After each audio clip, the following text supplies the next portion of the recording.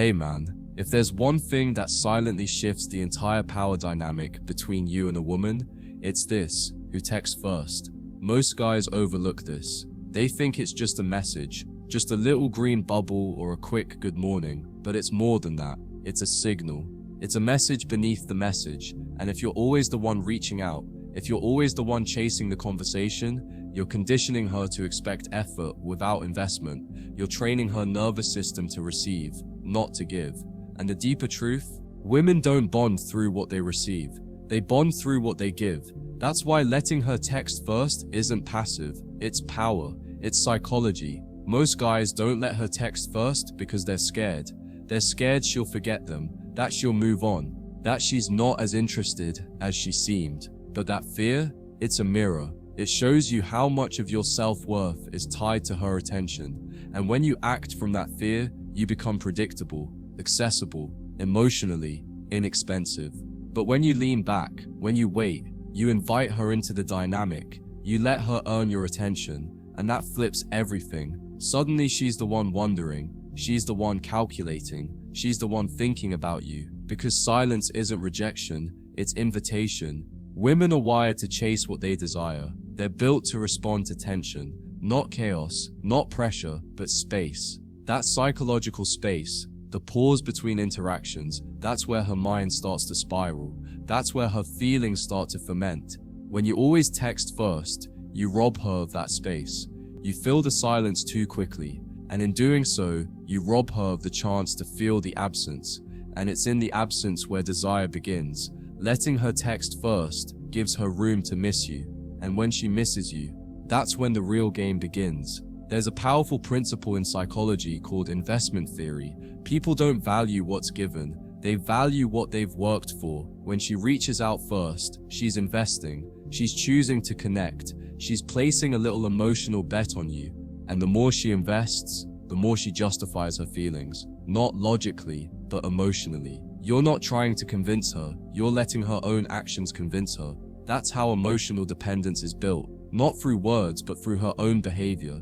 You let her text first, and her mind begins to believe, I must like him, why else would I keep reaching out? Now here's where the masculine frame comes in. The man who always initiates is always leaning forward, but the man who holds his frame, he knows his value. He's not cold, he's centered, he creates openings, but he doesn't chase them. When you give her the space to reach out, you're signaling that your attention is not a gift she can just expect. It's something she earns, and that scarcity, that subtle restraint, it makes your presence feel like a reward. She doesn't feel entitled to it, she feels grateful for it, and that shift creates polarity. You're also creating contrast when you let her initiate.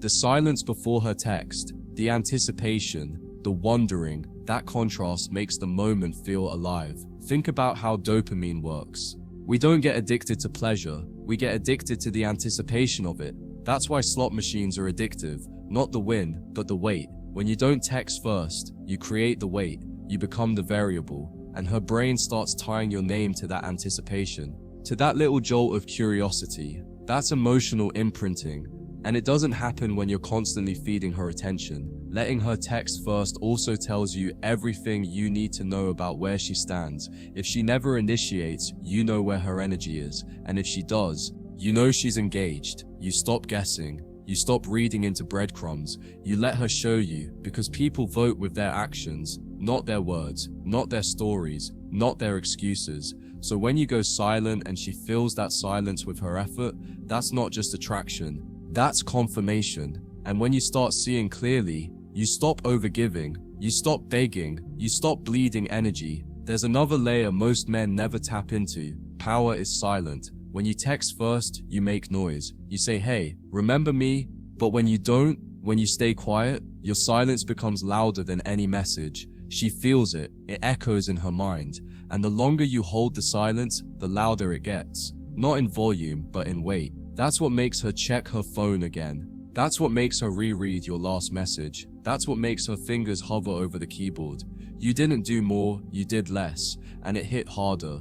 You also protect your emotional integrity by letting her text first. Most guys spend their days waiting for a reply, glued to their phones, scrolling for distractions while they wait to feel wanted.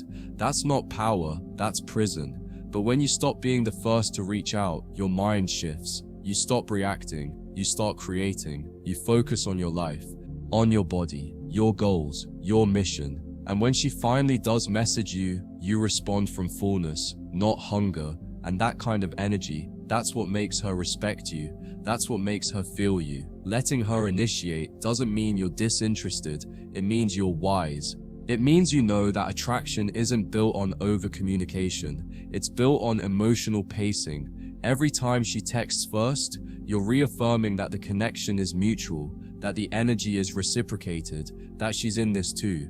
And that small affirmation, on repeat, creates a bond that's built on realness, not fantasy, not effort, but truth. And the more she invests, the more emotionally honest she becomes. Because now she's not just receiving attention, she's earning it. When she texts first, you flip a deeply rooted dynamic in her subconscious. She starts to associate effort with emotional reward. Most guys train women to expect that affection flows in one direction, that the man will always initiate, pursue, and prove.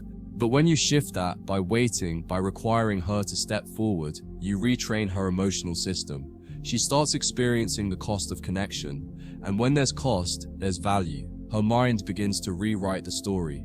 I'm texting him because he matters. And once she builds that internal narrative, her attraction doesn't just stay, it intensifies. There's also a biological angle here. Women are built to test. It's evolutionary. She needs to know if you're stable, if you're a leader, if you can be trusted with her emotional energy.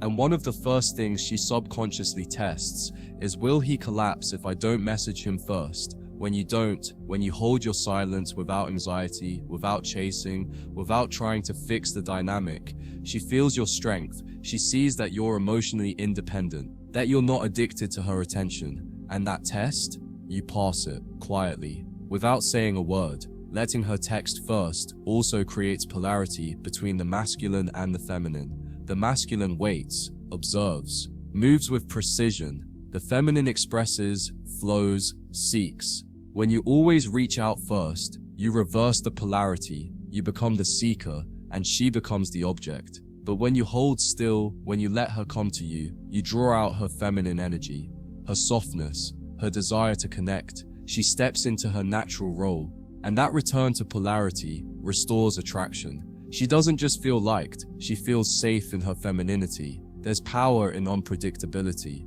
When you let her text first, she doesn't know when you'll respond, or if you will, and that unknown creates tension. Not negative tension, emotional tension. And tension is the oxygen of desire. It makes her wonder, it keeps her present, it makes your messages matter. Because now, they're not just part of her day, they're moments.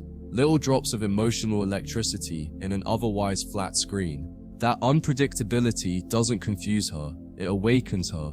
Letting her text first also forces her to feel agency in the relationship. Most women are used to being chased, pursued some more, and that creates emotional laziness. But when you don't show up on command, she has to initiate. And in that initiation, she becomes active. She starts putting skin in the game. She starts building her own emotional investment. And people always protect what they invest in. She's no longer passively receiving you. She's co-creating the connection. And that changes how she treats you, how she sees you, how she respects you. And here's something you probably already feel deep in your gut. Every time you don't reach out, and she does, she feels more drawn to you. Why?